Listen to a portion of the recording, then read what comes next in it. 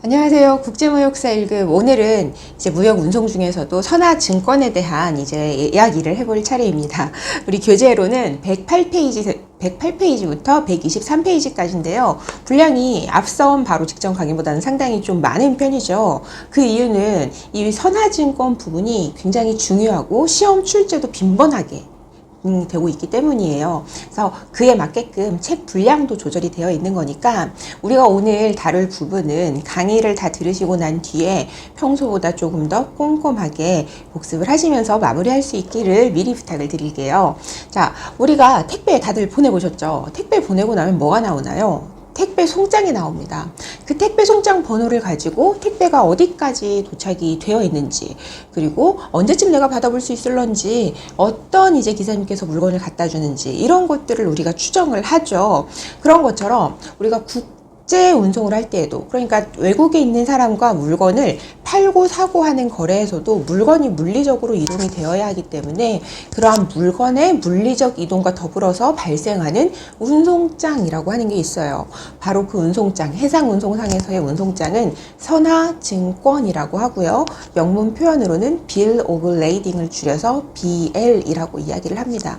실무에서는 선화증권이라는 이야기보다는 BL이라는 용어를 많이 써요. 그래서 우리 교재 108페이지에 선화증권 개요 부분을 보시면 선화증권은 증명하는 어떤 증권이다 라고 되어 있어요.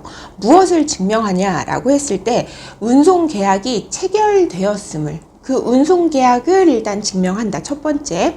그리고 그 운송인이 물건을 수취했거나 또는 그 물건이 배에 탔어요 라고 하는 선적을 증명한다. 두 가지를 증명한다고 하네요. 첫 번째는 운송계약을 증명한다. 두 번째는 물품의 수취 또는 선적을 증명한다. 자, 이러한 선화증권은 택배 송장과 조금 다른 점이 있어요.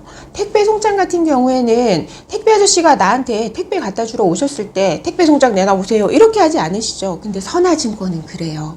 내가 물건을 찾으러 이렇게 막 가잖아요. 저기 부두에 항구 쪽에 막 가잖아요.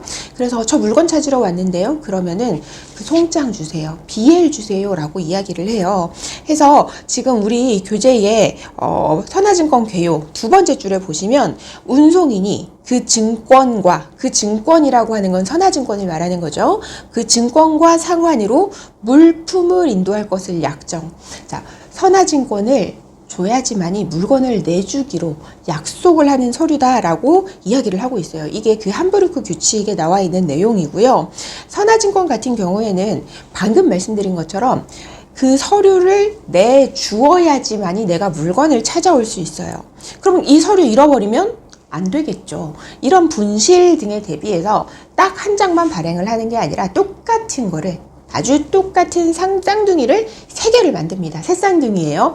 내용이나 효력은 전부 동의를 하고 만약에 한 장이 사용이 되면 나머지 2장은 자동으로 무효 처리가 되겠죠. 보통 이렇게 세 통이 한 세트로 발행이 된다. 뭐 반드시 그런 것은 아니지만 보통 이렇게 3통이 한 세트로 발행이 된다라고 보시면 되겠습니다. 택배 송장 같은 게 발행이 되는데 그게 BL이다 라고 얘기를 했는데 제가 그냥 비유를 택배 송장에 했을 뿐이지 아주 확연히 다른 서류예요. 이 선화증권은 어떤 성질을 가지고 있는지가 이제 우리 교재 108페이지에 나와 있는데요. 자, 선화증권은 왜 생기는 걸까요? 우리가 무역계약을 했기 때문에 무역계약을 누군가가 이행하기 위해서, 송하인이 무역계약을 이행하기 위해서 이제 물건을 보내야겠죠. 그럼 송하인이 됐든 수하인이 됐든 인코텀즈 조건에 따라 누군가는 운송계약을 체결을 해야 돼요. 이렇게 무역계약이라는 원인이 있기 때문에 바로 이 선화증권이라는 서류가 생겨나는 겁니다. 그래서 이거를 요인증권, 원인을 필요로 한다라고 해서 요인증권이라고 하고요. 그리고 또 아무거나 그러면 써도 되냐? 우리 택배, 편의점 가서 택배 보낼 때나 우체국 가서 택배 보낼 때 보면 보내는 사람 누구, 받는 사람 누구, 물건은 뭐, 이런 뭐 물품 가액은 얼마, 이런 것들을 다 쓰게끔 칸이 이미 만들어져 있죠. 그런 것처럼 선화증권 같은 경우에도 어떻게 써야 되는 내용들이, 어떤 내용들이 들어가야 되는지가 정해져 있어요. 그런데 심지어 그게 법으로 또 정해져 있네요. 그래서 이거를 요식증권이라고 합니다.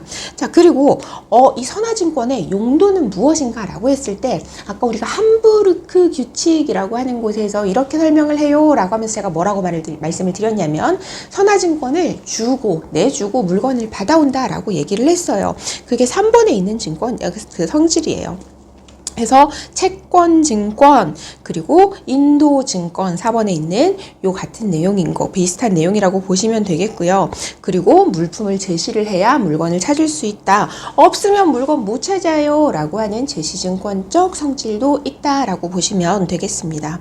자, 그리고 실제 소유권자 여부를 불문을 하고 증권상 물품의 처분은 어떻게? 선화증권에 의해서만 처분이 가능하다라고 하는 처분증권적 성질을 가지고 있어요. 이거랑 비슷한 게 뭐가 있냐면 여러분들이 집을 10채를 가지고 있어요. 가지고 싶죠? 저도 가지고 싶은데 집을 10채를 가지고 있는데 그 중에 한 개를 팔고 싶어요. 이때에 저 10채 이 아파트 10개 전부 다 내 거니까 저 아파트 이거 하나 팔게요 라고 말한다고 해서 아파트를 팔게 되나요?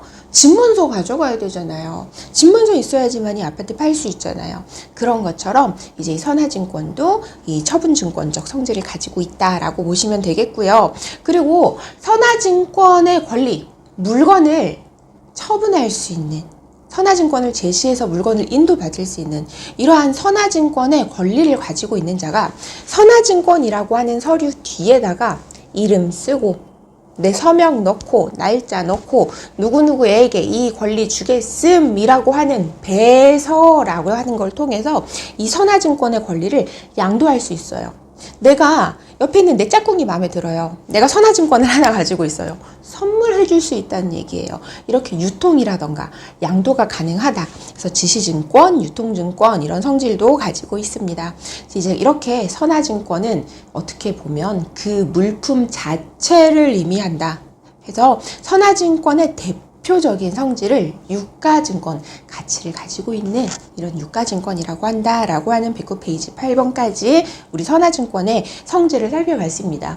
우리가 뒤에서는 선화증권의 어떠한 이제 종류들을 많이 살펴볼 거예요. 어떠한 구분 기준에 따라서 이렇게도 나눌 수 있고 이렇게도 나눌 수 있고요. 이런 기준에 의해서는 이렇게 나눌 수가 있어요 라고 하면서 선화증권의 종류들을 쭉 배울 텐데 걔 아무리 선화증권의 종류가 다양하다 하더라도 기본적으로 우리가 지금 배웠던 이러한 선화증권의 성질은 기본적으로 가지고 있다. 뭐 100%라고 할 수는 없지만 이따가 상세하게 하나씩 구분된 선화증권 종류별 설명을 드릴 때 말씀을 드리겠지만 어쨌든 선화증권의 종류가 다양하다 할지라도 지금 우리가 방금 배웠던 선화증권의 어떠한 이제 성질은 모두 동일하게 가지고 있다라고 보시면 되겠습니다. 자, 기능이에요. 기능. 우리가 아까 선화증권 개요 부분에서 봤었던 것과 좀 비슷한 내용들이 좀 나와 있는데요. 물품을 선화증권에 기재된 물품을 수령하였다는 수령증이다. 우리 택배 아저씨를 집으로 불렀어요. 그럼 택배 송장 이렇게 내주죠. 거기 보면은 누가 누구에게 보내는 물건이고 이게 어떠한 물건인지가 적혀 있단 말이에요. 그러면 내 친구가 택배를 못 받았대요. 그럼 저는 그 선화증권이 아니죠. 택배 송장을 콜센터에 전화해서 이야기를 하고 번호를 불러주면서 내가 이런 송장을 가지고 있는데 말이지 당신들이 물건 가져갔잖아 라고 주장할 수 있죠. 그런 것과 비슷한 이제 흐름이라고 보시면 되겠습니다. 동시에 운송 계약의 어떤 추정적 증거, 그 선화증권 자체가 운송 계약서다 이건 아니지만 선화증권을 들고 있음으로써 이 사람이 운송 계약 체결했구나, 그랬으니까 이 서류가 나왔겠지 라고 추정을 할 수 있는 어떠한 증거가 된다 라고 이렇게 보시면 되겠습니다. 자, 그리고 선화증권이 양도가 되었어요. 유통이 되었어요. 그러면 새롭게 선화증권의 권리를 취득한 양수인이 되겠죠. 양수인 같은 경우에는 그 사람에게는 어떠한 새로 기존의 계약 조건이 그대로 적용이 되지가 않아요. 그렇기 때문에 선화증권 자체를 사실은 운송계약을 이러한 경우에는 보기도 합니다. 지금 말씀드리고 있는 내용은 109페이지 방과후 2번 선화증권의 기능에 나와 있는 부분이고요. 물품 그 자체의 인도를 의미하는 것, 선화증권을 준다고 하는 거는 이는 권리증권적 기능을 가지고 있다라고 하는 부분까지 체크를 해두시면 좋겠습니다. 자, 이제 선화증권의 종류에 대해서 한번 구분을 해볼게요. 첫 번째가 선적 여부에 따른 분류예요. 자, 택배 송장 조회 많이들 해보셨죠? 택배 송장 조회를 하면 이런 순서로 나와요. 뭐 집하. 그럼 집하 상태면 우리는 어떤 상태를 기다리나요? 이동 중, 상품 이동 중, 이 상태를 막 기다리잖아요. 그렇게도 선화증권을 구분할 수 있어요. 집파, 그리고 이동 중.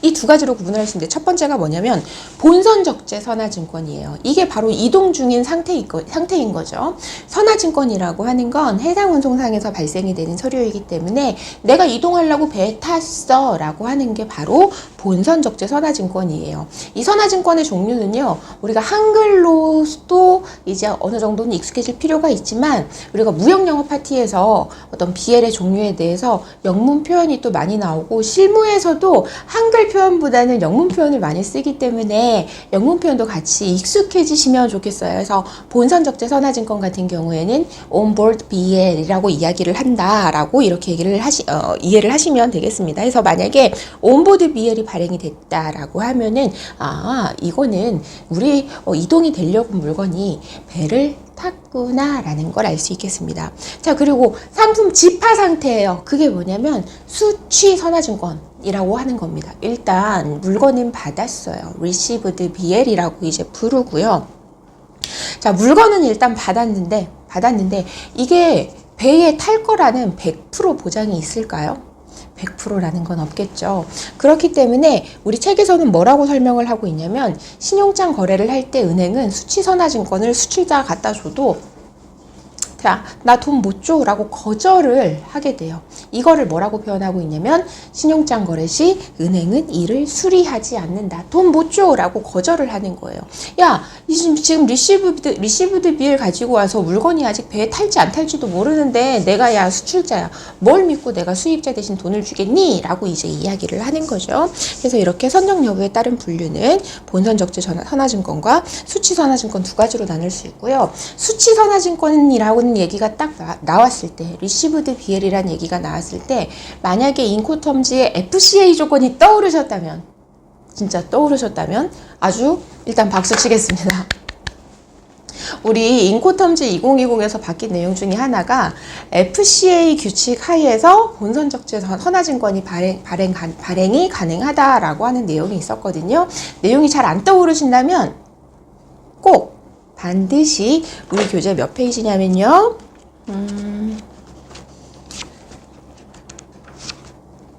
우리 교재로는 61페이지 이 부분 함께 참고를 하셔서 이 부분도 같이 복습을 꼭 해주시면 좋겠습니다. 자, 두 번째는요. 물품 또는 포장에 하자가 있는지 없는지 여부에 따라서 발행되는 BL이 달라져요. 우리가 보통 물건을 운송할 때에 어떤 하자, 데미지가 발생하는 경우가 더 많을까요? 아니면 발생하지 않는 경우가 더 많을까요? 당연히 발생하지 않는 경우가 더 많아요. 자, 그래서 물품이나 포장에 어떤 데미지가 발생한 경우에는 BL의 이름이 달라집니다.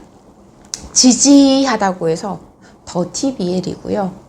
그리고 아무런 이상이 없다, 아무런 하자가 없다면 어머 깨끗하네 라는 뜻에서 클린 BL이라고 이제 발행이 됩니다. 한글 표현으로는 클린 BL이 무고장 선화증권, 그리고 더티 BL이 고장부 선화증권이라고 해요. 자, 그럼 클린 BL에는 뭐 포장이나 물품에 아무런 이상 없음 이런 얘기가 꼭 쓰여져 있어야 되느냐? 그거 아닙니다. 그거 있죠. 말하지 않아도 알아요. 그거예요. 클린 BL에는요, 그냥 아무 말도 하고 있지 않아요. 아무 말도 하고 있지 않으면 그건 클린 BL입니다. 대신에 이제 더티 BL에는 어떤 포장에 문제가 있음, 뭐 이런 식으로 수량이 부족함, 이런 내용들이 기재가 됩니다. 그래서 더티라고 하는 것, 어떤 하자라고 하는 거는 물품의 상태, 혹은 뭐 물품 포장, 사실은 물품을 보긴 힘들겠죠. 포장이 다 되어 있을 거기 때문에 물품 포장의 어떤 상태라던가 중량, 수량 이런 부분도 전부 다 이제 체크를 하게 된다라고 보시면 되겠습니다. 그런데 이런 경우 어떻게 할까요? 내가 물건을 판매하는 사람이에요. 뽀로로 음료수를 내가 동남아시아로 수출을 해요. 근데 이거를 한 박스, 두 박스만 수출을 하는 게 아니라 컨테이너 하나 가득 뽀로로 음료수를 채워서 보낼 거예요. 그럼 그 뽀로로 음료수를 대박 많이 내가 이렇게 들고 막 한국까지 갈 수는 없잖아요. 그래서 이제 그때는 컨테이너 좀 보내주세요 라고 이제 이야기를 합니다. 그럼 컨테이너가 우리 회사까지 와요. 그 컨테이너를 쫙 열고 우리 회사에 직원들과 함께 뽀로로 음료수를 막 싣는 거예요. 그러고 나서 컨테이너 문을 이렇게 닫아요. 컨테이너 같은 경우에는 제가 전에 앞선 강의에서도 한번 말씀을 드렸던 것 같은데 실링이라고 하는 걸 합니다. 자물쇠를 채우는 거예요. 딱 한 번밖에 사용할 수 없는 이 컨테이너를 닫고 나서 실링을 하고 나면 운송인이 선화증권을 발행하는 사람은 당연히 운송인일 텐데 이 운송인이 포장이라던가 수량이라던가 중량에 이상이 있는지 알 수 있을까요? 없을까요? 당연히 알 수가 없죠. 이런 경우에는 BL에다가 운송인이 이렇게 적어 놓습니다.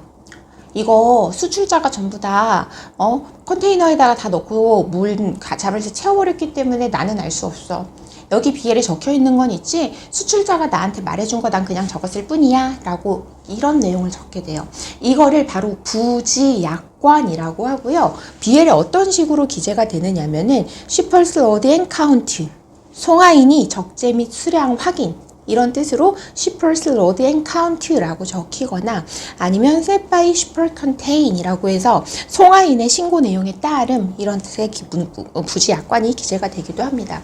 만약에 BL을 받았는데 혹은 시험 문제에서 BL 양식이 딱 나왔는데 가운데 Shippers Load and Count, Set by Shipper Contain 이런 문구가 들어있다라고 하면 이거는 수출자가 컨테이너 하나 가득 채워가지고 물건을 파는구나 라고 생각을 하시면 돼요.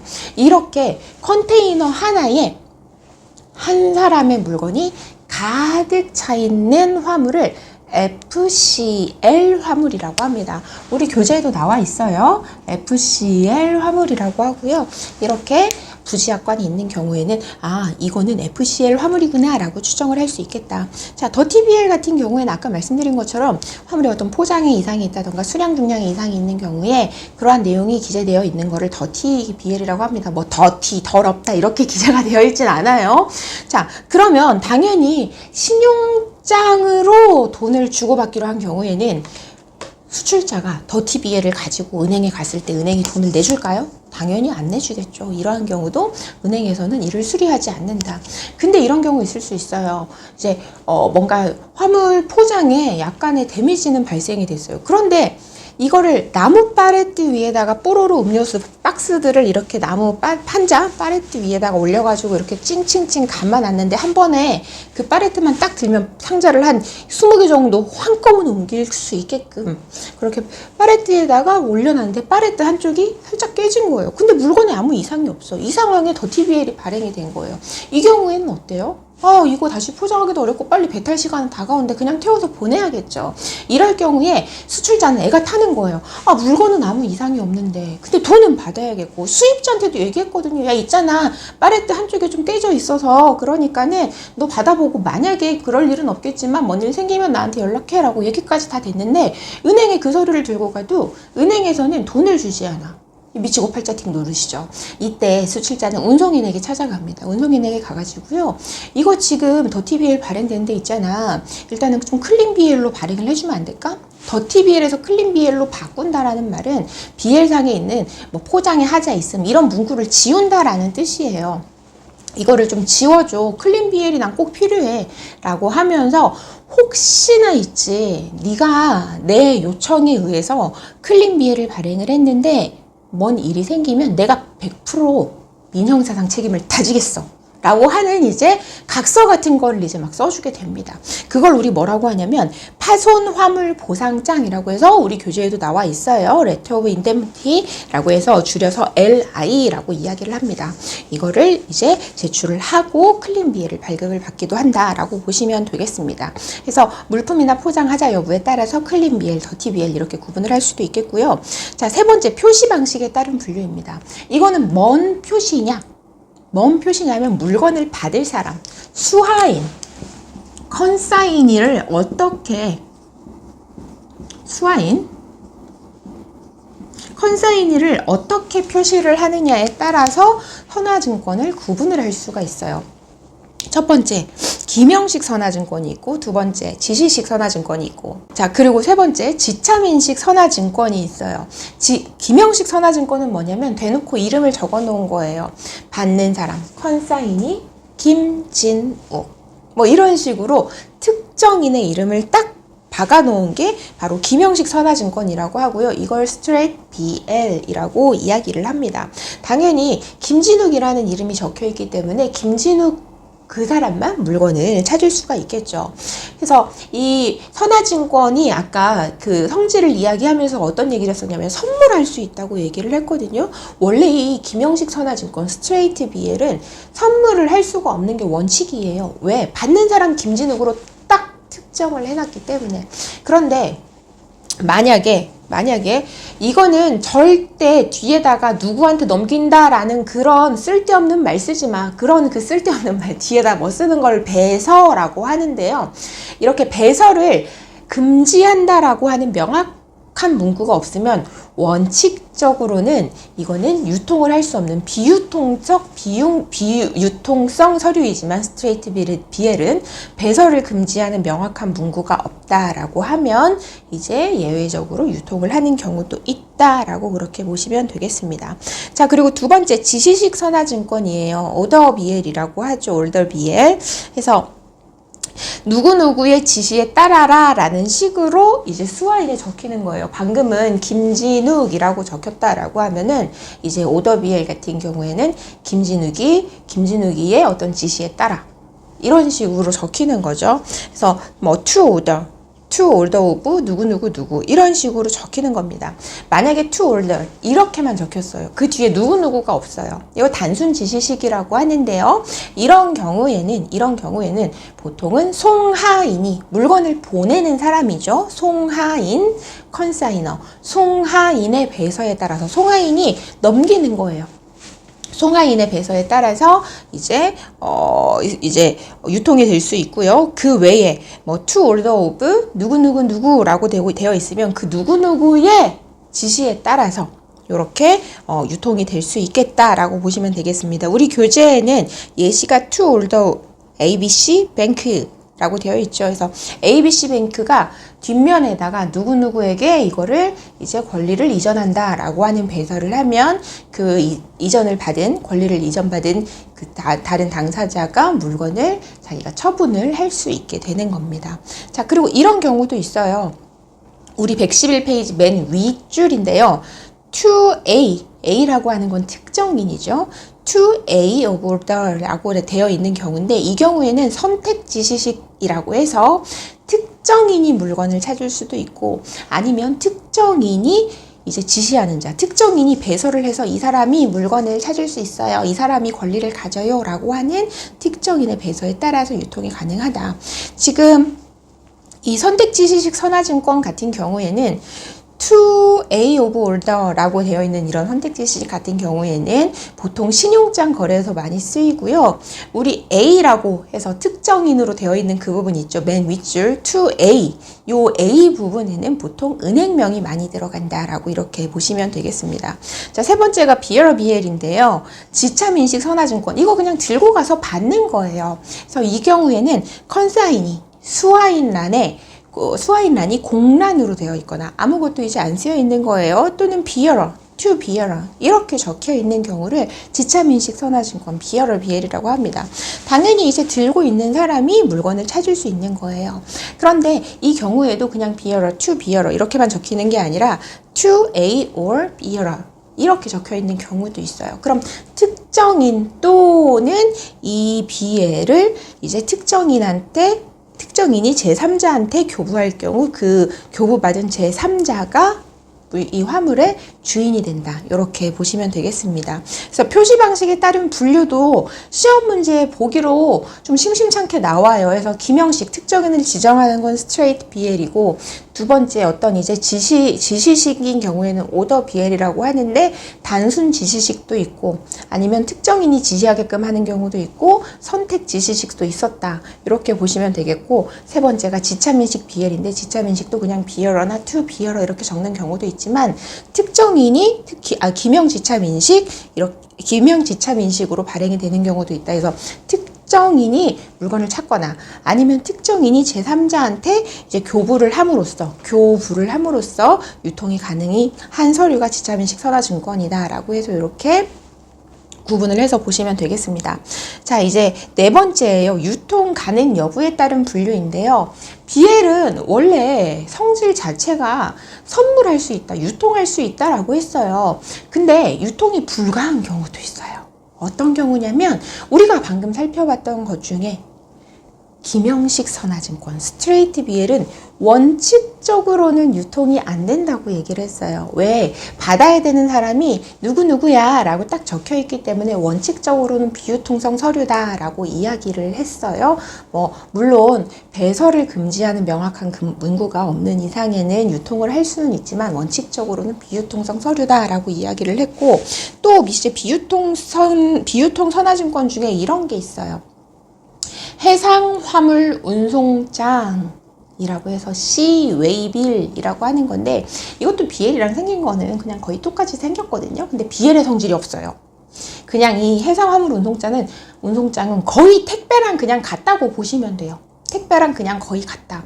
택배 송장이랑 해서 이거는 이 서류가 꼭 원본이 있어야 되는 것도 아니고, 이 서류에 해상화물 운송장이라고 하는 서류에 김진욱 적혀 있으면 내가 물건 찾으러 띡 가가지고 내가 김진욱이가 맞는데 주민증 보여주면 물건 찾을 수가 있는 거예요.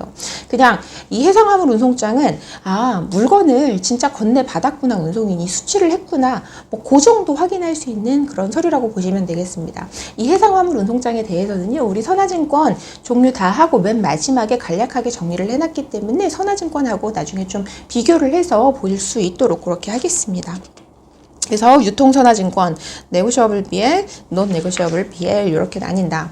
자, 112페이지입니다. 배면 양식에 따른 분류 해가지고 롱폼 BL하고 숏폼 BL이 있어요. 이거는 뭐냐면 우리 핸드폰 가입한다거나 아니면은 뭔가 보험 계약한다거나 할 때 뒤에 엄청 많잖아요. 뒷장 넘겨보면 뒤에 진짜 깨알 같은 글씨로, 돋보기를 들이대야 될 정도로 깨알 같은 글씨로 뭐가 막 적혀 있는데, 그게 길게 계약의 내용이 전부 다 나와 있는 게 정식 선화증권이고, 이제 그거를 너무 내용이 많으니까 생략을 한 게 바로 약식 선화증권, 쇼트폼 BL이라고 한다. 만약에 쇼트폼 BL을 사용을 하다가 분쟁이 발생할 경우에는 어떻게? 롱폼 BL의 어떤 약관에 따른다는 문헌이 기재가 되어 있다. 이 정도만 간단히 보시면 되겠고요. 운송 형태에 따른 분류도 우리가 앞에서 배웠던 우리 정기선 그리고 부정기선 이렇게 있었잖아요. 그래서 정기선화증권, 용선계약선화증권에서 라이너 BL, 차터 BL, 차터파티 BL 이렇게 보시면 되겠습니다. 그래서 용어 정도, 이렇게 정기선 운송일 때와 그리고 용선 계약일 때와 이렇게 BL의 어떤 명칭이 다르구나, 이렇게 이해를 해주시면 될 것 같아요. 자, 발행인에 따른 분류입니다. 자, 배에다가 내가 뽀로로 음료수를 실어서 동남아로 수출을 하고 싶어요. 네, 이제 아까는 풀 컨테이너였지만 처음에 지금은 풀 컨테이너가 아니라 한 5박스만 보내고 싶어요. 처음으로 거래를 하려고 하는데 무슨 플레이버별로 5가지 맛을 한 박스씩 해서 상대방이 먼저 보내달라고 한 거예요. 자기도 한번 마셔보고 주위에 한번 시음회도 해보고 하겠다고. 이 경우에 제가 이제 현대상선 이런 데 찾아가가지고 저 5박스 실을 건데요, 이렇게 할까요? 그렇지 않아요. 그렇지 않고 이제 중간에 운송주선인이라고 하는, 복합운송주선인이라고 하는 포워딩 회사가 있어요. 이 포워딩 회사에 찾아갑니다. 포워딩 회사에다가 저 이 물건 5박스 보낼 건데 이거 물건 좀 실어서 보내주세요 라고 부탁을 해요. 그럼 그 사람들이 네 알겠습니다 하고 물건을 받아가요. 그럼 이 사람들은 배를 가지고 있을까? 가지고 있지 않아요. 우리 여행사 대리점 모드투어 왔더나 이거 갑자기 노래가 모드투어라던가 하나투어 이런 데 비행기 갖고 있나요? 안 갖고 있죠. 근데 비행기 티켓 빨리 팔죠. 어떻게 하는 거냐면 항공사에 가가지고 좌석을 미리 사놓는 거예요. 그런 것처럼 그 포워딩이라고 하는 복합운송 주선인도 현대상선이라던가 이런 데 가서 배가 이따만큼 크게 있으면 그 중에 일부 요만큼을 미리 좌석을, 그 공간을 사놓는 거예요. 그리고 그 공간을 여러 명의 화주들한테 나누어서 쪼개어서 판매를 하는 거예요. 자, 그러면 이렇게 큰 배를 가지고 있는 현대상선은 BL을 일단 발행을 합니다. 현대상선의 고객은 누구예요? 바로 이 포워더죠. 이 포워더한테 이만큼 스페이스 전부에 대한 BL을 발행을 해요. 그러면 포워딩 회사는 이만큼 전체에 대해서 발행된 BL을 각각의 화물의 주인들에게 쪼개줘요. 하나의 BL이 여러 개로 나누어지는 거죠. 이거를 현대상선이 포워드에게 주는 BL을 그룹 페이지 BL 또는 마스터 BL이라고 하고요. 포워딩 회사가 현대상선으로부터 받은 마스터 BL, 그룹 페이지 BL을 가지고 여러 명의 화주들한테 쪼개준 거를 하우스 BL이라고 합니다. 혼재선화증권 하우스 BL, 포워더 BL 이런 식으로 구분을 한다 해서 발행인에 따라서도 구분이 가능하다라고 보시면 되겠고요. 자, 8번째 113페이지 운송수단에 따른 분류입니다. 그래서 통산화증권 스로우 BL과 복합운송선화증권 멀티모델 BL이 있는데 둘 다 2가지 이상의 운송수단을 사용을 할 때에 발행될 수 있는 BL이에요.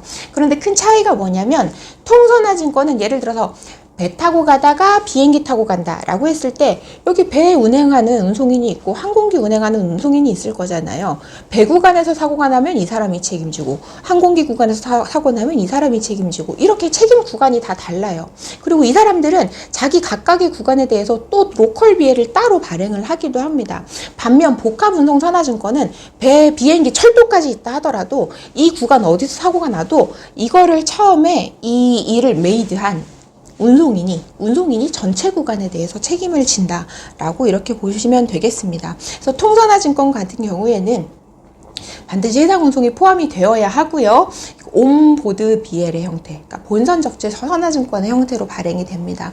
그리고 이제 우리 복합운송 선화증권 같은 경우에는 지금 우리 선화증권 파티에 있긴 하지만 이거 꼭 반드시 배가 포함되어야 되는 건 사실 아니에요. 항공기, 철도, 트럭 이렇게 돼 있는 경우에도 발행은 될 수 있습니다. 복합운송 BL도.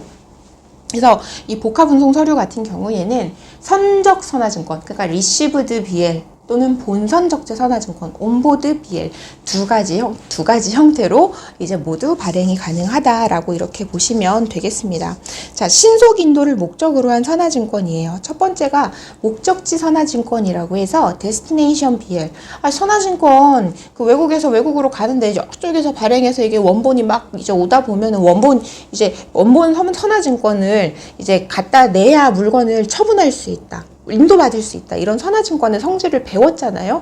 그럼 원본이 막 이렇게 오고 있으면 가는 동안에 그 선화증권이 분실되진 않을까 막 이제 항상 오들오들 떨고 있는 거예요. 그러지 말고 여기서 발행할 거를 보류해놨다가 여기 도착지에서 발행하도록 하자라고 하는 게 바로 목적지 선화증권 데스티네이션 BL이라고 보시면 되겠습니다. 선화증권의 이런 아까 우리 처음에 이야기했었던 성질 때문에 선화증권이 원본이 계속 왔다 갔다 해야 되다 보니까 신속 인도가 안 되는 경우가 있는 거예요. 때로는 분실 사고가 일어나기도 하고요. 그래서 첫 번째 해결 방법이라고 할까요? 그게 목적지 선화증권이고요. 두 번째 114페이지에 반납 선화증권이라고 하는데 이게 엄청나게 중요해요. 별표를 막 3개, 4개, 5개 해두셔도 괜찮아요. 시험에는 아마 반드시 나올 거예요. 이거는 뭐냐면 우리가 처음에 배웠었던 선화증권의 여러 가지 성질들 있죠. 권리증권, 유가증권, 유통증권, 처분증권, 인도증권, 제시증권 이런 선화증권이 있어야지만 이 물건 찾을 수 있어요. 이 물건 남한테 그냥 넘길 수 있어요. 물건을 선화증권의 원래 성질에 따르면 직접 물건 들고 가서 이 사람한테 넘겨주지 않고 선화증권만 넘겨줘도 배서해가지고 선화증권만 넘겨줘도 물건 그대로 넘겨준 거나 똑같거든요. 근데 이 반납 선화증권, 서렌더 BL이라고 하는 거는 그런 선화증권에 앞서 말씀드린 그런 성질들 다 깡그리 없애버리는 거예요.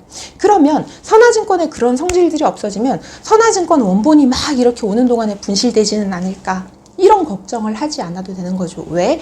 이런 성질 자체가 없으니까 그냥 그 복사본이라던가 스캔본 가지고도 물건을 찾을 수가 있거든요. 그러면 이건 어떻게 만드는 거냐라고 했을 때 여기서 출발국입니다. 여기서 선화증권이 발행이 되죠. 그러면 수출자가 운송인한테 원본을 다시 돌려줍니다. 야, 원본 주지 마, 판사! 나 이거 반납 선화증권으로 처리하겠어. 그래서 나의 고객은 원본이 없이도 물건을 찾을 수 있게 하겠어 라고 이야기를 하는 겁니다. 그럼 원래 발행이 되었던 오리지널 BL, 원본 BL에 서렌더드라고 하는 도장이 꽝 찍혀요. 그러면 이제 이 선화증권, 이 반납된 선화증권 같은 경우 서렌더드라고 하는 이제 도장이 꽝 찍혔죠. 원본 자체가 이제 없어진 거예요. 운송인한테 이미 다시 돌아간 거예요. 그렇기 때문에 원본이 없이 스캔본이나 복사본으로 물건을 찾을 수가 있다. 신속하게 인도 가능하다. 그리고 배로 하는 운송, 해상 운송이 좀 느리다고는 하지만 최근에 중국, 일본 이런 데서 페리로 오는 건 하루 만에 막 도착해요. 오히려 DHL, 페덱스로 그 수출자가 조금만 자칫 잘못해도 원본 선화증권 이렇게 보냈는데 물건보다 더 늦게 도착해. 이런 경우들도 있어요. 그리고 원본 선화증권을 수입자가 직접 갖다 내려고 하면 이게 생각보다 상당히 번거롭거든요. 그렇기 때문에 최근에는 반납 선화증권, 서렌더 BL을 굉장히 많이 활용을 하고 있습니다. 그렇지만 이제 은행 입장에서는 신용장 거래를 할 때 은행 입장에서는 이 서렌더 BL을 별로 좋아하지 않아요. 왜냐면 은행은 신용장이라고 하는 거를 자기가 수입국에 있는 이제 은행은 수출자한테 신용장이라고 하는 걸 보내주면서 당신이 물건 보냈다라는 증거 서류를 은행으로 제출을 해주면 돈 줄게요 라고 할 때 반드시 포함되는 게 선화증권이거든요. 왜냐면 선화증권이 원본이 은행으로 와요. 그럼 은행이 그 원본 선화증권을 가지고 있기 때문에 물건을 가지고 협박은 아니지만 수입자한테 야 나한테서 원본 선화증권 받아가가지고 너 물건 찾고 싶으면 빨리 돈 갖고 와 라고 이렇게 할 수 있는데 반납 선화증권은 그거를 할 수가 없잖아요. 그렇기 때문에 이렇게 은행의 담보력이 상실된다라고 하는데 그렇다 보니 반납 선화증권 같은 경우는 신용장 거래 방식에서는 사용이 거의 되지 않는다. 100%는 아니지만 거의 되지 않는다. 왜 거의 되지 않는다라고 하냐면 은행 입장에서 난 반납선화증권 괜찮아. 얘 지금 아파트 내가 다 잡아놨거든. 이러는 경우 있을 수 있죠. 그런 경우도 있을 수 있기 때문에 거의 뭐라고 말씀을 드렸습니다. 그래서 이렇게 우리 반납선화증권에 대한 내용도 설명을 드렸고 반납선화증권 서렌더 BL은 굉장히 중요하기 때문에 이 서렌더 BL 같은 경우에는 꼼꼼히 좀 읽어봐두시면 좋겠고요. 자, 10번 중개무역 시 활용 가능한 선화증권입니다. 내가 나카무라상한테 물건 주문을 받았어요.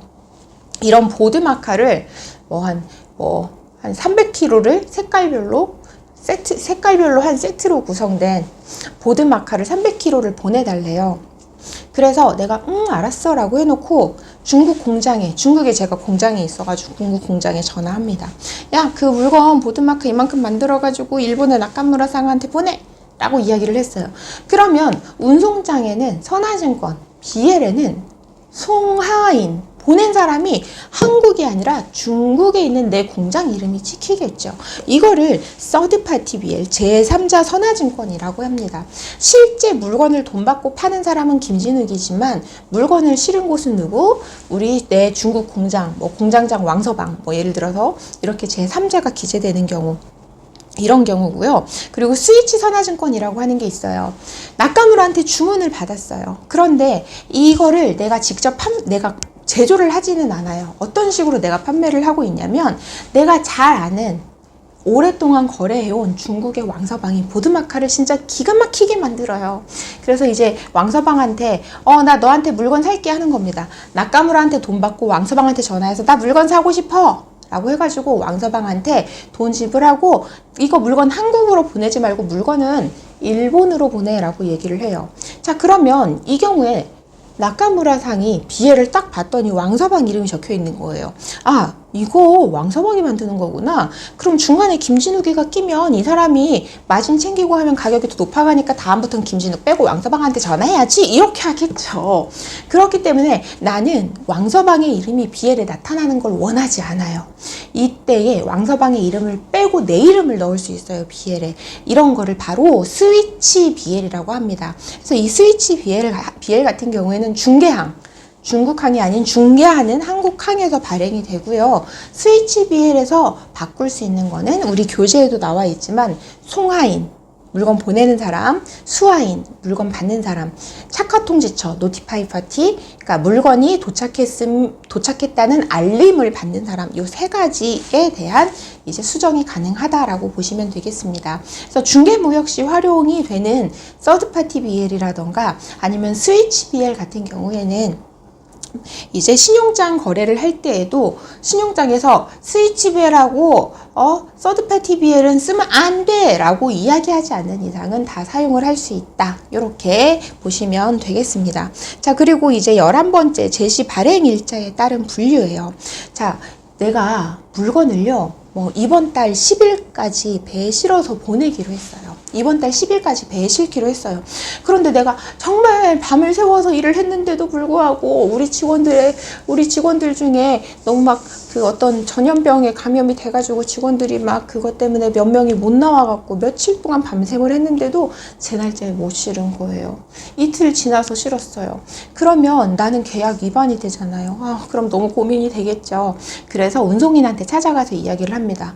미안한데 이거 10날 선적한 걸로, 약속이 10일까지였으니까요. 10날 선적한 걸로 좀 고쳐주면 안 될까, 서류? 이렇게 부탁을 하는 거예요. 이거를 기간경과 선화증권, 스테일 BL이라고 합니다. 그래서 우리 교재에는 뭐라고 설명을 하고 있냐면, 신용장 통일규칙에서 운송서류의 제시는 선적일 이후 20일보다 늦지 않게 이행되어야 한다고 규정하고 있는 바라고 되어 있는데, 우리 신용장으로 무역 대금을 서로 주고 받을 때에 은행에서 이렇게 얘기를 하는 거죠. 수입국의 은행에서 수출자한테, 있잖아, 우리나라 수입자 대신에 내가 돈 줄 건데 대신 너 물건 진짜 만들어서 실어 보냈다는, 만들었을지 안 만들었을지 모르겠지만 직접 어쨌든 물건을 실어 보냈다는 증거 서류를 보내 라고 이야기한다고 했었죠. 근데 그 서류가 올 때까지 그냥 마냥저냥 기다리고 있지는 않아요. 마냥저냥 기다리고 있지는 않고, 물건이 선적되고 21일 이내에 그 서류가 제출이 돼야지, 그 서류가 제출이 그 날짜보다 늦어지면은 은행에선 돈 안 주거든요. 근데 그 날짜를 이제 경과해서 제시된 서류를 이제 기간 경과 선화증권이라고 하고요. 이걸 스테일 BL이라고 합니다. 그럼 기간이 경과가 되면 무조건 돈을 안 주냐? 그건 아니고, 이제 실제 수출자와 수입자가 합의가 되면은 은행에다 수입자가 이렇게 얘기를 해요. 그 스테일 BL 그냥 수리해 주세요 하고 신용장을 수정을 합니다. 그러면 스테일 BL acceptable이라고 이제 신용장에 기재가 될 수 있죠. 제가 지금 이 기간경과 선화증권 앞에 선선화증권, 소급발행 선화증권 얘기하다가 갑자기 경과 선화증권으로 넘어왔는데, 기간경과 선화증권은 다시 한번 정리를 해드리면, 신용장 거래를 할 때 아무리 늦어도 물건이 배에 실리고 21일 이내에는 수출자가 은행에다가 서류를 제출을 해줘야 되는데, 그 서류 제시가 정해져 있는 선적일 이후 21일을 경과해서 제시된 경우, 이때 이렇게 늦게 제시된 BL을 스테일 BL이라고 한다. 새로운 BL의 형태가 아니에요. 이런 경우 스테일 BL이라고 하고, 처음에 제가 예시를 들었던 것, 원래 이날까지 물건 실어야 되는데 10날까지 실어야 되는데 내가 못 실은 거예요. 그래서 이제 운송인한테 찾아가서 부탁을 하는 거죠. 미안한데 10날 실었다고 서류 좀 어떻게 해주면 안 될까? 라고 이렇게 부탁을 하는 경우, 이 경우에 발행되는 게 바로 백데이티드 BL이라고 합니다. 그래서 우리 보시면 무역거래 물품의 선적 기한까지 선적을 하지 못한 경우에 이제 매도인이 계약 이후 불이행 의무를 피하고자 날짜를 소급해서 발급을 요청하는 거다. 날짜를 운송인이 소급은 해줄 수 있어요. 다만 실제 물품이 배에 실린 다음에는 이제 날짜를 좀 땡겨서 적어줄 수는 있으나, 나 물건 내일 모레 실을 건데 일단 BL부터 온보드 BL부터 발행해주면 안 될까? 이거는 안 된다 라고 이렇게 보시면 되겠습니다. 그래서 백데이티드 BL까지 우리가 이렇게 살펴봤고요. 우리가 신용장에 대한 얘기가 계속 나오는데, 이 신용장에 대한 내용은 수입국의 은행이 수입자를 대신해서 수출자에게 내가 돈 줄게 라고 약속을 하는 거다.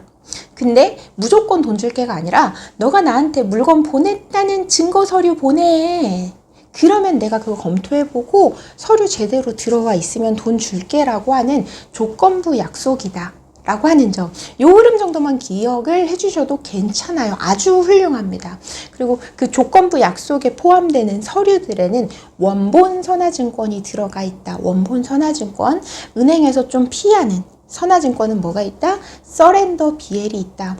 서렌더 BL 같은 경우에는 BL의 원래 성질이 이제 상실되어 있는 거죠. 이와 같은 이제 서렌더 BL을 빼고는 나머지 BL들은 우리가 108페이지에서 봤었던 선화증권의 성질을 모두 이제 가지고 있다라고 보시면 되고, 이제 서렌더 BL 같은 경우에는 그 자기가 상실된 선화증권의 성질 외에 나머지 성질들은 이제 서렌더 BL도 그대로 가지고 있다라고 보시면 되겠습니다. 자, 이제 116페이지 넘어가 보시면 해상 화물 운송장이라고 하는 내용이 나와 있어요. 앞에서 얘기를 했죠. 이게 진짜 택배 송장과 좀 유사한 거다라고 말씀을 드렸는데, C웨이빌이라고 하고요. 내용은 한번 읽어보시면 될 것 같아요. 그냥 물품의 수령증이고 운송계약의 증거다. 양도나 권리 이전이 불가하다. 권리증권이 아니기 때문에 분실 도난돼도 우려가 없다라고 했는데 상관이 없는 거예요. 이 서류가 어차피 이메일이나 이런 걸로 맡겼을 거기 때문에 또 출력하면 되거든요. 그래서 이 경우에는 굳이 CAB를 갖다 내지 않아도 그냥 내가 거기 적힌 김진욱 맞는데 라고 하는 것만 입증이 되면 물건을 찾을 수가 있고, 우리가 아까 신용장 거래에서는 원본 선화증권 들어와야 된다라고 말씀드렸죠. 이 C웨이빌도 가능합니다. 뭐 권리증권적 성질은 없으나 은행에서 C웨이빌도 받아줄 수 있다. 이거를 금지하고 있지 않다. 요 내용까지 살펴보시고요. 마지막으로 수하인이 목적지에서 물품을 인수하기 전까지, 수입자가 물건을 받기 전에는 송하인은 그 전에 언제라도 수하인을 확 바꿔버릴 수 있어요. 제가 돈 주기로 했는데 제때 안 주네? 그러면 그 옆쪽에 있는 최땡땡 사장님 물건 사실래요? 네, 돈 보냈어요. 치땡땡 바꿀 수 있다. 이렇게 보시면 되겠습니다. 자, 우리 선화증권의 성질 중에서 아무거나 쓰면 되나요? 안 된다고. 법으로 정해져 있다고 했죠. 그래서 선화증권에 반드시 기재가 되어야 하는 필수 기재사항과 임의 기재사항이 있어요. 이게 진짜 유치하게 이런 거 묻는 질문 나올 수 있거든요, 문제가. 자, 일단은 선화증권이 가리키는 물건이 무엇인지, 물건에 대한 정보 당연히 들어가야 되겠죠. 그리고 누가 누구한테 보내는지, 그 누가 누구한테 보내는데 어느 나라의 어느 항에서 어느 나라의 어느 항으로 가는지, 그런 것들 반드시 들어가야 되겠고, 그리고 배를 타고 갈 텐데 그 배의 이름과 그 배를 운항하는 선장의 이름은 무엇인지, 이런 것들, 그리고 어디서 언제 발행을 했고 원본은 몇 개가 발행됐는지, 이런 내용들이 바로 필수 기재사항이다 라고 보시면 되겠습니다. 운임까지 추가를 할게요. 다시 한번 정리해 볼게요. 이 선화증권이 내포하고 있는 물건은 무엇인지, 누가 누구에게 어느 항구에서 어느 항구로 어떤 배를, 배 이름, 어떤 배를 타고 오는지, 이 배를 운전하는 사람은, 선장은 누구인지, 이 배삭은 어떻게 되는지, 그리고 이 BL의 발행 일자, 발행한 장소, 그리고 이제 원본은 몇 개가 발행이 됐는지, 이게 바로 필수 기재사항이다라고 보시면 되겠고, 임의 기재사항은 항해 번호, 노티파이 파티, 환율, BL 넘버, 면책 조항 등입니다. BL 번호 같은 경우에는 임의 기재사항이라고는 되어 있지만 실무적으로는 다 들어가 있어요. 이게 택배 송장 번호 같은 거고, 이걸로 많은 것들을 줘야 하는데 BL 번호가 없는 경우는 뭐 99.99%는 없다고 보시면 되겠습니다. 근데 그럼에도 불구하고 BL 번호는 이미 기재사항이다. 바로 그 옆에 면책조항이라고 하는 게 있어요. 이제 운송인의 면책조항. 운송하다가 물건이 어떤 이제 파손이 있어도 이런 경우에는 운송인은 책임을 지지 않겠어요 라고 하는 건데요. 우리 이제 다다음 페이지에 나오니까 운송인의 면책에 대해서는 그때 좀 살펴보도록 하고, 117페이지에 보시면 물품 인수 방법이라고 하는 게 있어요. 그러면 수하인은 물건을 찾고 싶으면 어떻게 해야 될까? BL의 성질에 비추어 봤을 때 물품을 배에 실은 송하인이 물건을 배에 실어놓고 원본 선화증권을 DHL이나 FedEx로 우리 사무실로 쏘아주면, 저는 그 원본 선화증권 들고 가면 됩니다. 선사에 BL 내주면서 이거 내가 이 물건 주인이야, 나 물건 찾아갈게 라고 이야기를 해요. 그러면 그 보통 선박회사에서는 진짜 네가 맞네? 근데 우리 비용 요만큼 좀 발생한 거 있거든? 비용 그거 줘. 비용 받고 딜리버리 오더라고 하는 걸 내줘요. 왜냐면 선박회사 그 사무실 안에 그 배에 있는 수많은 물건을 쌓아두고 있지는 않을 거잖아요. 그거는 이제 항구 근처에 컨테이너 야적장 CY라고 하는 곳이나 아니면 그 근처에 창고에 물건들이 다 들어가 있을 텐데, 그 CY라던가 창고에 있는 사람들은 원본 선화증권을 그 사람들은 아예 받을 수도 없고, 뭘 믿고 이 사람한테 물건을 내줘 하고 아무한테나 물건을 안 내주려고 해요. 그때 물건을 내주는 기준이 뭐냐면, 원본 선화증권을 받은 그 선박회사, 선사, 운송인이 내준 딜리버리 오더, 이 사람한테는 물건 내줘도 좋아요 하고 이 서류를 가지고 간 사람한테 물건 내줘도 좋아요 하는 서류, 딜리버리 오더, 줄여서 DO라고 합니다. 이 DO를 받아가지고 물건을 찾아요. 첫 번째, 1번 선화증권 원본을 제시한다. 그리고 이제 DO 받아가지고 보세창고나 CY 가서 물건 찾는다. 이렇게 보시면 되겠습니다. 딜리버리 오더, DO에 대한 설명은 우리 117페이지 제일 아래쪽에 나와 있어요. 그래서 물품 인수 방법 첫 번째를 지금 말씀을 드렸는데, 사실 실제 수입을 할 때에는 세관에 수입 신고라는 거를 하고 행정 절차가 있잖아요. 그래서 수입 신고라는 걸 하고 세관에서 오케이를 해주면 수입 신고 필증이라고 하는 게 나와요. 수입 신고 필증이라고 하는 게 나오고요. 수입 신고 필증, 이거 정상적으로 세관에서 오케이를 해준 서류야 라고 하는 걸 입증하기 위한 수입신고 필증과 딜리버리 오더, 이 DO가 선화증권과 함께 필수 서류다. 물건을 실제 창고 같은 데서 찾을 때에는 그렇게 생각을 하시면 되세요. 그래서 1번이 원본 선화증권 제시, 두 번째가 LG라고 되어 있어요. 뭐 LG전자는 아니고요. 레터 오브 개런티의 줄임말이에요. 그래서 수입 화물 선취 보증장이라고 하는 건데, 내가 신용장으로 거래를 해요.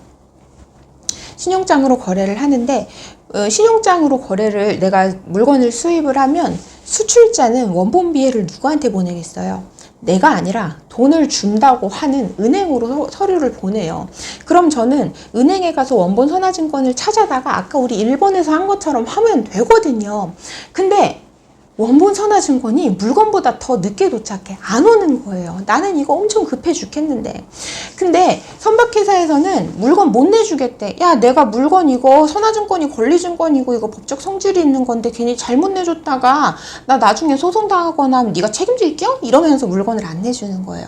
그래서 은행에 갑니다. 은행에 가가지고, 있잖아 은행아, 나 물건 진짜 급하거든. 이거 우리 같이 운송인한테 가가지고 물건 좀 먼저 내달라고, 나중에 선화증권 원본 오면은 바로 갖다 준다고, 우리 좀 같이 가서 부탁 좀 해주지 않을래? 라고 이야기를 해요. 그 부탁을 하는 게 바로 LG예요. 그 LG라고 하는 서류, 레터 오브 개런티에는 어떤 내용이 적혀 있냐면, 운송인한테 읍소를 합니다.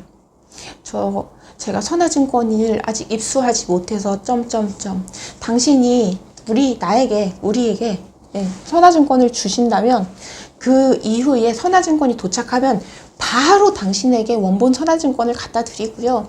당신이 원본 선화증권을 내줬다는 이유로 당신이 뭔가 곤란해진 상황이 되면 그 모든 책임은 이 은행과 수입자인 내가 질게요. 제가 약속합니다. 모든 책임을 지겠습니다. 라고 이렇게 읍소를 하는 내용이 적혀 있는 게 바로 LG예요. 근데 물건을 실제 찾아야 되는 내 입장에서는 급하지만 은행 입장에서는 전혀 아쉽지가 않거든요. 물건을 뭐 선화증권이 오늘 오든 내일 오든 내일 모레 오든 다음 주에 오든 아무 상관이 없어요. 은행에서는 싫은데 난 별로 가고 싶지 않은데 막 이런단 말이죠. 그럼 또 이제 수입자는 그 운송인한테 은행을 어떻게든 끌고 가서 같이 읍소를 해야 되니까 은행한테 막 부탁을 합니다. 야, 그 LG에 우리들이 같이 책임을 진다고 돼 있지만 내가 너한테 책임 지우겠냐? 모든 책임 내가 질게. 이러면서 은행에다가 LG 신청서를 내는데, 거기에 결국 모든 책임은 수입자가 진다라고 되어 있고, 은행이 LG라고 하는 서류를 발급해 주는 조건으로 이제 비용도 받아요. 비용도 수수료도 발생이 된다. 이렇게 보시면 되겠습니다. 당연히 LG로 물건을 찾으면 그 뒤에 원본 선화증권이 도착이 되었을 때에는 운송인에다가 선사에다가 원본 선화증권 바로 갖다 내야 되겠죠. LG 먼저 갖다 내긴 했지만 원본 선화증권도 갖다 내야 된다. 이렇게 보시면 되겠고, 3번, 4번은 아예 처음부터 이런 권리증권석 성질을 다 없애버리거나 없는 서류를 사용하는겨 라고 하면서 서렌더 비해를 활용하거나 C 웨이비를 활용하거나 둘 중에 하나예요. 자, 해서 LG의 대해서도 우리가 이야기를 했고 117페이지에서 제가 말씀을 안 드린 게 뭐냐면 TR이라고 해서 트러스트 리시트 수입 화물 대도라고 하는 게 있어요. 이거는 뭐냐면 은행에 대금 결제를 원래는 하고 이제 원본 서류를 받아와야 돼요. 원본 선화증권을. 근데 내가 돈이 없어. 나는 이 물건을 판 다음에 은행에 돈을 주고 싶은 거예요. 그럼 은행에다가 이렇게 얘기합니다. 물건 잠깐만 좀 빼줘. 나 이거 물건 저기 갖다 주면 돈 바로 받아올 수 있거든. 그러면 내가 돈 받아서 바로 은행아 너한테 줄게 라고 이야기를 합니다. 물품의 소유권 자체는 은행 거예요. 은행 거예요. 근데 내가 물건의 물리적인 점유권만 이전을 받아서 물건을 가지고 가가지고 팔아서 돈 갚아주는 거. 이게 바로 수입화물 대도다라고 보시면 되겠습니다. 자, 118페이지의 선화증권의 서식입니다. 서식. 자, 보시면 왼쪽부터 볼게요. 미리 말씀드리지만 모든 서류는 그냥 보는 게 아니에요. 보는 게 아니라 서류는 읽는다라고 생각을 꼭 하시면 좋겠습니다. 그래서 왼쪽 이제 상단부터 읽어볼게요. 쉬퍼, 또 뭐 익스포터, 컨사이너 이런 표현으로 적히게 되고요. 아, 이 물건을 보내는 사람은 네오라고 하는 회사구나. 한국 경기도 646- 뭐 호수로 646-30에 있는 네오라고 하는 회사구나. 그리고 이 물건을 수입하는 사람은 우리은행으로 돼 있네. To order of 우리은행. 아, 그러면 이 BL은 지시식 BL이구나. 우리은행이 이 BL 뒷면에 어찌어찌 배서 해가지고 누구 이름 적히면 그 사람이 권리를 갖게 되는구나. 그리고 아래쪽에 notify party라고 하는 거는 물건이 도착이 되었을 때 알려줄 사람이 누군지를 적는 거예요. 신용장 거래에서는 이렇게 지시식 선화증권은 신용장 거래에서 거의 쓰인다고 보시면 되는데, 신용장 거래에서는 노티파이 파티에 있는 사람이 거의 수입자라고 보시면 돼요. 내가 수입자인데 여기 은행에다가 나 대신 돈 좀 주기로 약속해줘 라고 얘기했어요. 근데 물건은 결국 내가 찾아가지고 내가 그 물건 팔아서 돈 벌어야 되죠. 해외에서 물건 도착하면 제일 먼저 알림 받아야 될 사람 누구? 나. 해서 노티파이 파티 봤더니 디솝 컴퍼니래요. 이 사람이 아마 실제 수입자일 가능성이 커요. 그리고 그 아래쪽에 플레이스 오브 리시트, 물품을 수취한 곳은 부산이래요. 부산이고 그 아래쪽에 베슬, 본선이라고 합니다. 오션스타라고 하는 배를 이제 탔대요. 그러니까 물품의 수취는 부산에서 되었고, 최종 이제 물품의 선적 아래쪽에 오션스타라는 배를 어디서 로딩 탔냐라고 했을 때 부산에서 배를 탔다고 합니다. 부산에서 배를 탔고요. 그리고 디스차지, 딜리버리, 데스티네이션 봤더니 전부 미국의 맨하탄, 한국에 있는 부산에서 배를 타가지고 이제 미국의 맨하탄까지 가는데, 이거는 신용장 거래 하에서 발행된 지시식 BL로 보인다. 아마 미국에도 우리은행이 있나 봐요. 미국에 있는 디솝 컴퍼니가 그 현지에 있는 우리뱅크에다가 가가지고 나 대신 저기 한국의 네오라는 회사에다 돈 좀 주면 안 될까? 라고 이제 부탁을 한 상황인 것 같아요. 자, 아래쪽 보셨더니 맨 왼쪽에 마크 앤 넘버스라고 되어 있는데 NM이라고 되어 있죠. 이거 기억나시나요? No 마크, 아무런 마크도 없다. 그리고 그 아래쪽에 CY라고 적혀 있어요. 이거는 물건이 이 네오라는 회사에서 컨테이너 자체에 물건을 꽉 채워가지고 바로 컨테이너 야드로 보낸 거예요. 만약에 뭐 뽀로로 5상자 이렇게만 보냈으면 보세 창고로 일단 보내서 다른 화물들과 컨테이너를 함께 컨테이너에 적입이 되어야 되기 때문에 보세 창고를 뜻하는 의미로 이렇게 적히거든요. 이게 보세 창고를 의미하는 건데, 근데 이렇게 CY라고 적혔다라고 하는 거는 이거 풀 컨테이너 화물이네 라고 하는 걸 추정을 할 수가 있어요. 아니나 다를까 오른쪽에 봤더니 컨테이너 번호랑 실 번호가 이렇게 있네요. 그리고 또 디스크립션 오브 패키지 앤 굿즈에 봤을 때도 총 2,900 카툰, 2,900 상자이고, 상자가 칼툰이잖아요. 줄여서 이거를 CT라고 많이 씁니다. 무역에서 CT라고 많이 쓰고, 이제 복수형으로 해서 CTS 이렇게 쓰기도 하고요. 2,900 상자가 40피트 컨테이너인데, 일반적인 컨테이너보다 조금 더 높은 거를 이제 하이큐브라고 해요. 40피트 조금 키가 큰 키가 큰 컨테이너 한 대에 2,900 상자가 실렸구나. 그러면서 아래쪽에 봤더니 우리가 아까 앞에서 봤었던 shippers load and count and shield까지 했대요. 그 말인즉슨 뭐예요? 운송인이 나 이거 데미지 있는 거 난 알 수가 없다. 이거 송하인이 다 알아서 한 거다 라고 이야기를 했죠. 부지약관. 부지약관 같은 경우에도 FCL 화물에서 방금 지워버렸네요. FCL 화물임을 추정할 수 있는 근거가 된다라고 앞에서 말씀을 드렸고요. 물건은 뭐래요? 인스턴트 누들스. 아마 뭐지? 우리나라 라면 같은 종류인가 봐요. 자, 그리고 그 아래 프레이트 프리페이드. 운임, 해상 운임을 프레이트라고 많이 표현을 합니다. 프레이트를 어떻게 했대요? 이미 지불이 되었대요. 이미 운임이 지불이 되었다라고 하는 말은 수출자가 운임을 냈다는 거죠. 그러면 인코텀즈 조건에서 수출자가 운임을 미리 수입자한테 다 받아가지고 이제 운송인한테 주는 건데 국제배송비를 이미 포함하고 있는 인코텀즈 C 또는 D 조건으로 이 거래는 이루어지고 있구나 라고 하는 것까지 예상을 할 수가 있어요. 수출자가 운송계약하고 자기가 운임까지 낸 거예요. 수출자가 운송계약하는 경우는 인코텀즈 C 규칙 또는 D 규칙 두 가지가 있죠. 이렇게 프레이 프리페이드라고 하는 용어에서도 이제 이런 거를 추정을 할 수가 있고요. 프레이 프리페이드 옆에 보시면 온보드 데이트라고 해가지고 2022년 8월 1일로 되어 있어요. 그런데 그 아래쪽에 보시면 Place and Date of Issue라고 되어 있는데 발행일도 2022년 8월 1일로 똑같네요. 만약에 밑에 있는 발행일은 뭐 7월 30일이다. 근데 온보드 데이트는 8월 1일로 돼 있다 하면 실제 물건이 배에 탄 날은 당연히 별도로 부기가 된 온보드 데이트 날짜가 실제 본선 적재일이다 라고 하는 것까지 체크를 해두시면 좋겠습니다. 자, 이렇게 Place and Date of Issue 왼쪽에, 그러니까 왼쪽 제일 하단이죠. 왼쪽 제일 하단에 보시면 오리지널 BL은 몇 장? 3장이다. 요 내용까지도 이제 확인을 해보실 수 있겠습니다. 자, 이제 운송인의 면책이에요. 항해 가실, 송하인에 가실 정당한 이로가 있는데요. 정당한 이로는 원래는 이렇게만 가야 되는데 이렇게 돌아가면 안 된다라고 우리가 얘기를 했었죠. 근데 여기에 내가 이렇게 가고 있는데 여기에 뭔가 배가 타이타닉호가 막 기울어서 막 침몰되고 있어요. 그냥 가지 않고 이 사람들이 인명 구조를 하러 갔어요. 이런 정당한 이로. 이거 운송인 면책사항이다. 책임 없다. 책임이 면제가 된다.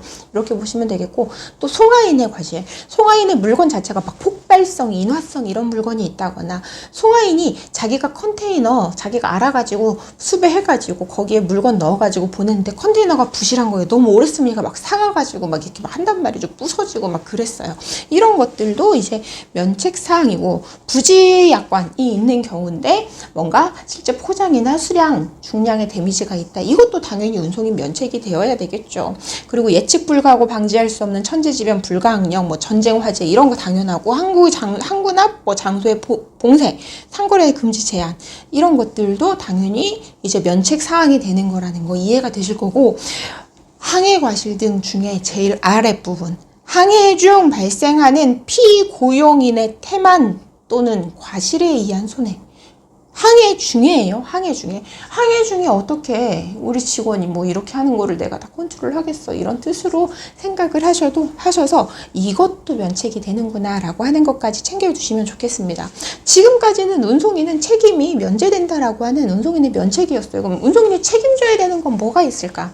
첫 번째, 적부 시점에 발생된 어떤 데미지입니다. 적부라고 하는 거는요, 물건을 제가 앞선 강의에서도 말씀을 드렸던 것 같은데, 물건을 배가 이렇게 있으면 그냥 김씨 거, 누구 씨 거 오는 순서대로 실는 게 아니라 각각 물건마다 무게, 부피 이런 게 다 다르니까 안에 배치를 잘 해야 돼요. 균형을 잡을 수 있게. 이런 걸 적부라고 하는데, 이런 적부 과정 중에서 발생되는 손상 이런 거는 당연히 운송인이 책임을 져야 되는 거고요. 그리고 두 번째, 선박 충돌 같은 경우에도 운송인이 책임을 지는 겁니다.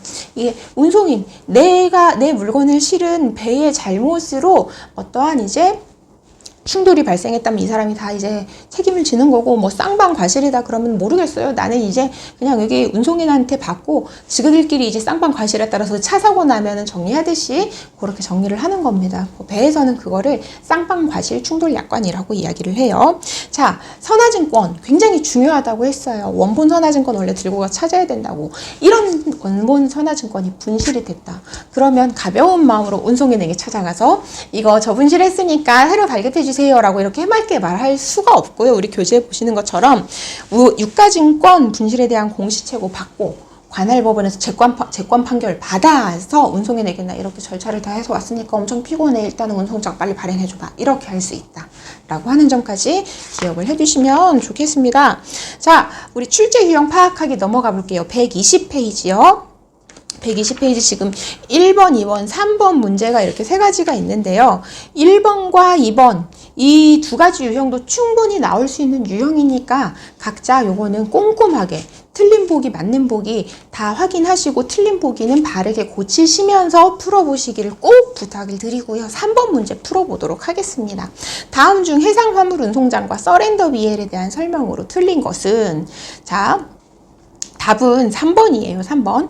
해상화물 운송장 어떤 거라고요? 택배 송장이랑 거의 같은 거라고. 유통 가능하다 안 하다? 안 하다. 이거는 그냥 운송 계약했어. 물건 받았어. 라는 표시일 뿐이다. 라고 했죠. 그렇기 때문에 답은 3번이 되겠습니다. 그래서 이번 강의 우리 앞선 강의들보다는 좀 더 길어졌는데 그래도 지금 이 선화증권 부분 굉장히 우리 수업 목적상으로도 그렇고 좀 중요한 부분이기 때문에 좀 많이 힘드시더라도 반드시 내용 복습하시고 우리 앞에 두 문제 풀어보지 않았던 것도 꼼꼼하게 풀어보시면서 각자 책 꼼꼼하게 읽어보시는 시간까지 가지시고 이 시간 마무리하시기를 다시 한번 부탁드립니다. 이번 시간도 수고 많으셨습니다.